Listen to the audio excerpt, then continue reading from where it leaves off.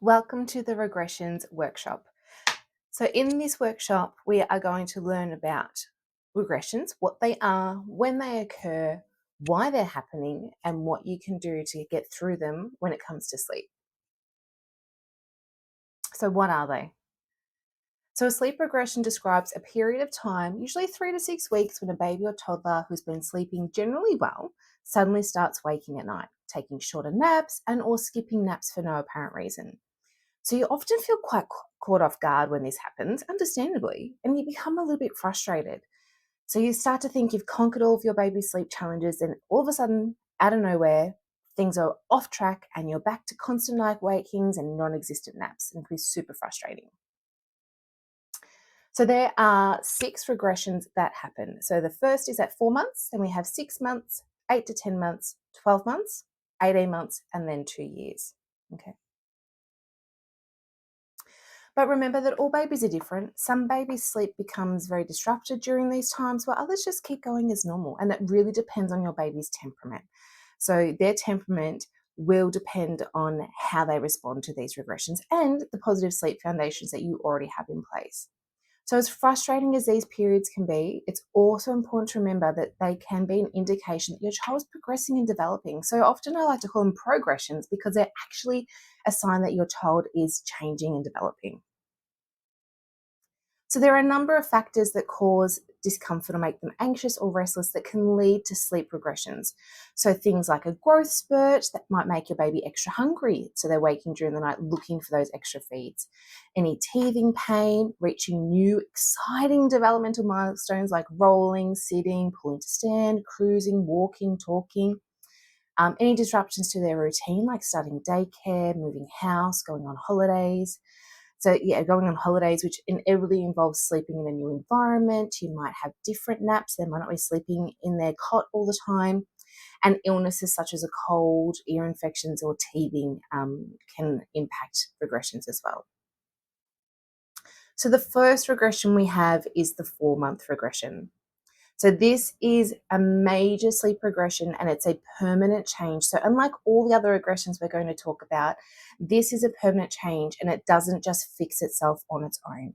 So this can begin as early as 3 months or as late as 5 months. But by 4 months, babies have entered a significant cognitive milestone. So their brains are experiencing a huge growth spurt, which equals increased alertness and distractibility. It's at this time that your baby's sleep cycles make a biological permanent change from newborn sleepy cycles to the same cycles as us as adults. So they are now cycling between light and deep sleep a lot more often, um, and and that is every 2 to 3 hours overnight. Us as adults have the same sleep cycles. However, we don't even realize we're coming into that light sleep as we just keep continuing entering through those cycles. So every time your baby cycles out of deep sleep and into light sleep, there's a good chance that they're going to wake up. And once your baby's awake, they more than likely will need your help to fall back to sleep. So they might not know how to get through to that next sleep cycle on their own yet. So this is more evident in babies that require lots of your input to fall asleep at the beginning of their sleep. So for both naps and at nighttime. So if they're needing lots of input from you, they're going to be looking for that input again when they're waking. So how do we get through it? So really assess the input that you're having in your little one falling asleep at nighttime and for naps. Offer assisted naps during the day to catch up on that sleep if they're having those cat naps instead. So offer contact naps, naps on the go in the pram, the carrier, the car, just to make sure you're getting enough sleep during the day.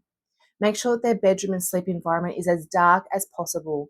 Remember, it's dark enough if you hold your hand down in front of you and you can't make out, you can just make out the edges of your hand, but not details of your hand. That's a sign that it's dark enough. Make sure you're following age appropriate awake windows and aiming for their optimal day sleep. Remember that every baby is different and they may be outside of the average, and that's fine. They may need a little bit less or a little bit more. If you aren't already, start to use white or pink noise and make sure it's playing all night long. And start to think about, how would you like your baby to fall asleep? What changes would you like to do? The next is our 6-month regression. So at this age, your baby is going through rapid growth and development, and this can lead to disrupted sleep for everyone. So your baby's learning lots of new things. Some babies will be rolling, some will be starting to scoot or crawl, others may be learning to sit independently or with support. And your little one may have trouble slowing down their body during the day with all of this new activity going on. And particularly when it comes to bedtime and all of those distractions are removed, they think it's the perfect time to be practicing all of these new skills. Also, at this time, your little one will be starting solid, so this can disrupt sleep a little bit at the start until your baby's body gets used to digesting new foods. So, tips to get through the 6 month regression: ensure your baby is getting enough daytime calories, and as I said, begin that introduction of solids when bub is showing signs of readiness. So, you need to make sure that they're able to sit with support, they have good head control, and they're no longer thrusting food out of their mouth. Offer lots and lots of floor play to give your bub the chance to practice all of their new skills. Make sure, again, they're on age appropriate awake windows with enough day sleep as well. If your baby is still catnapping, you might be time to drop that third nap if they can handle that 3 hour awake time. Next is our 8 month regression. So between the ages of 8 to 10 months, your baby is developing like crazy. So this is the main cause of this regression. And we say it's between 8 to 10 months because every baby is different. It's at this time that your baby may be crawling, scooting, sitting up, pulling up, and or cruising. And can be even more challenging when your baby starts to stand in the cot and won't lie down to sleep. So they're making great physical developments and they're absorbing language at an incredible rate. It's at this age that your baby also starts to feel their separateness from you. Before this time, they see you and themselves as one connected being. They're now understanding object permanence. So they're beginning to recognize when you're not with them. However, they don't understand that you're still around and that you come back. They think that because they can't see you, you're gone forever, and that separation anxiety kicks in. So when they physically can't see us, they start to stress that you're gone and you're never coming back. Many babies also will be cutting teeth during this time as well, which can lead to sleep disruption. So this regression can last 3 to 6 weeks. Be patient and offer lots of comfort. This is not the time to begin to leave your baby to cry alone. So no controlled crying or crying out at this stage. Their separation anxiety is so huge, and if you're going to do that to them, that's going to make that even worse for them. Ensure they're on an age appropriate routine. It's a good time to transition from 3 naps down to that 2. Again, check their sleep environment is dark and cool. Use white noise to minimize those external noises which can cause distraction and cause them to wake fully in their light sleep cycles. Practice short bursts of separation during the day, playing peekaboo.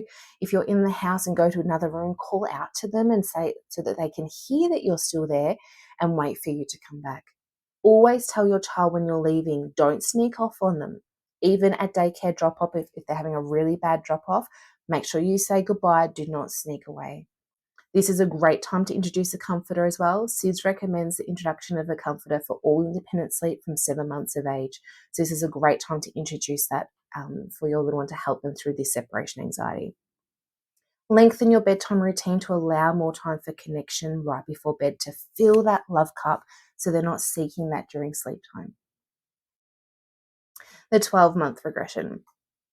So this regression can start from 11 months and has lots to do with naps specifically. You might find that your baby starts refusing their second nap and tries to get away with just one nap. They are not ready for one nap. So this is not the time to make that transition. However, most toddlers wait until that 14 to 18 months to make that transition. Your little one needs to be able to comfortably handle 4 to 5 hours awake time before they can make that transition to one nap. This refusal of the nap is all part of this regression. They also start at this age the pick me up, put me down syndrome, where they need to be constantly near you and beg to be picked up, at which point they're happy for about 30 seconds. Then they start wiggling and want to be put down again. This routine continues to repeat itself on repeat all day. So they're really struggling between their want for independence and to be close to you and their desperate want to do things by themselves, but they become overwhelmed really easily when they can't do things that they want to do. So tips to get through this regression: have a really consistent bedtime routine. Consider, again, lengthening it or starting it a little bit earlier. Don't push bedtime later, but start that bedtime routine earlier to allow that more connection time again. Keep your consistent routine throughout the day. Make daytime very active and encourage them to practice all of their new skills of standing, cruising, and some may even begin walking. Develop a goodbye ritual to help with their separation anxiety. And if they're really refusing that second nap, make your first nap of the day really short, like 30 minutes, and